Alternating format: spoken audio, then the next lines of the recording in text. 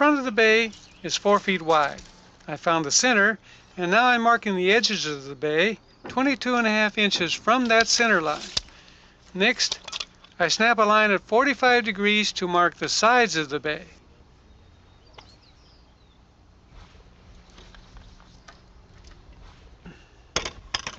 I have to lay the saw over at 45 degrees to cut the joists.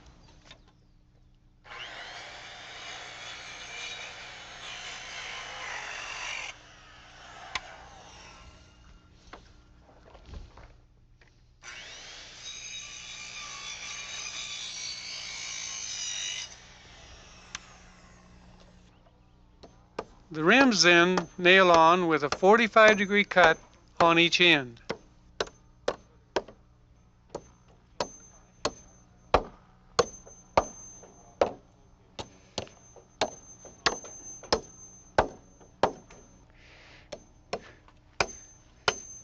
A bay like this really makes a simple building more appealing, and it only takes a little more effort.